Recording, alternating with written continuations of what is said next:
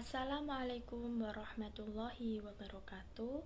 Perkenalkan, nama saya Yunisara dengan NIM 112310427.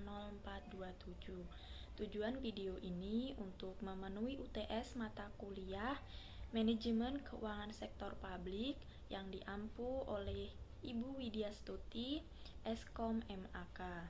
Nah, di sini saya akan menjelaskan tentang transfer keuangan daerah. Pertama, apa itu transfer keuangan daerah?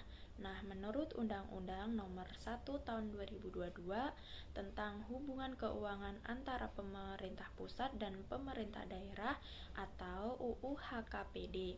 Nah, transfer keuangan daerah adalah pembiayaan dari anggaran pendapatan dan belanja negara atau APBN kepada daerah dalam rangka mendukung pelaksanaan desentralisasi, mengurangi kesenjangan fiskal, serta meningkatkan kualitas pelayanan publik, yang artinya pemerintah pusat memberikan dana kepada pemerintah provinsi, kabupaten, dan kota agar mereka bisa menjalankan kewenangan daerah secara mandiri dan tetap adil antara daerah kaya dan daerah miskin. Kemudian, transfer keuangan daerah memiliki beberapa tujuan utama, yaitu 1.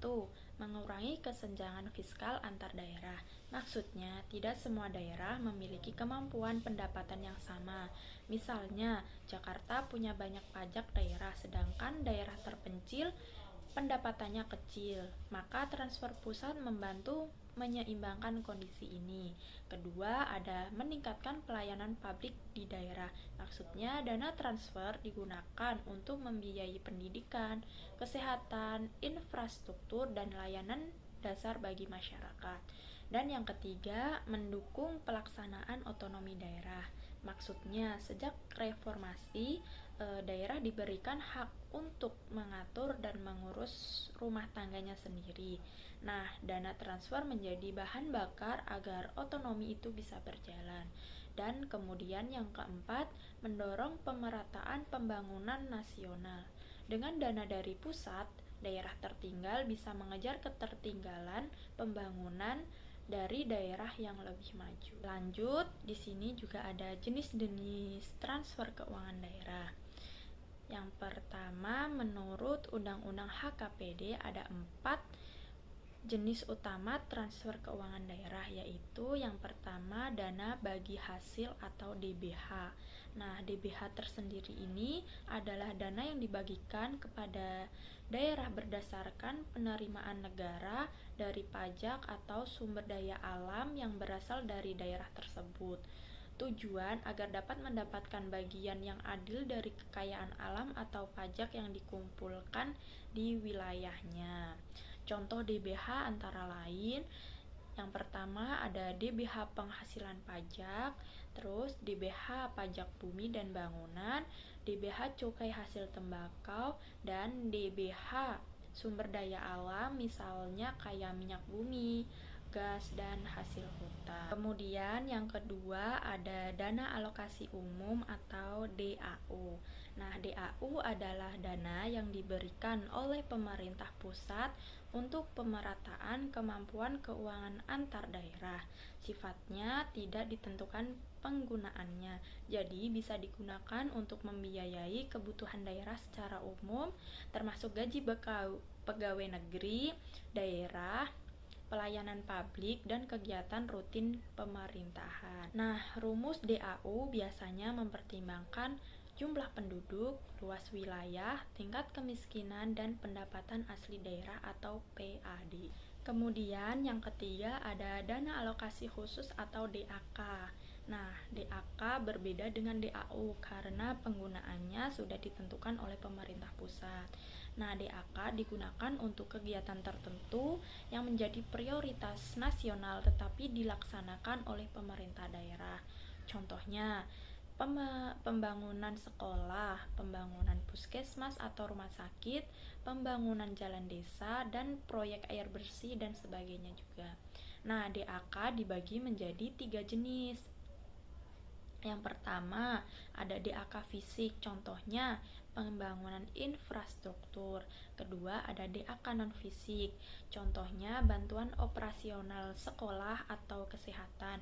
Dan yang ketiga ada DAK afirmasi. Nah, DAK afirmasi ini untuk daerah tertinggal atau perbatasan. Keempat, ada dana desa. Nah, dana desa yaitu dana yang bersumber dari APBN yang ditransfer secara langsung ke rekening pemerintah desa. Nah, tujuannya adalah untuk mendukung pembangunan desa dan pemberdayaan masyarakat desa.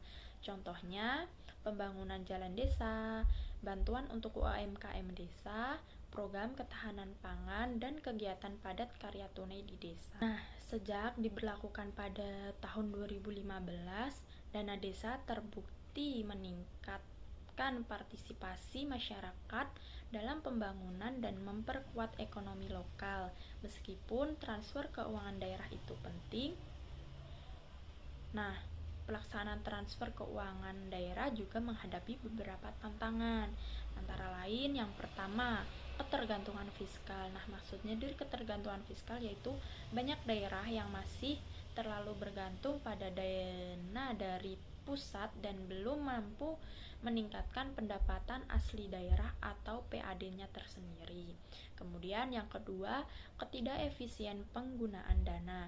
Kadang dana yang besar tidak dimanfaatkan dengan tepat sasaran. Misalnya, proyek yang tidak sesuai kebutuhan masyarakat. Kemudian yang ketiga ada keterlambatan penyaluran dana. Nah, proses administrasi dari pusat ke daerah bisa membuat dana cair terlambat, sehingga mengganggu pelaksanaan program di daerah.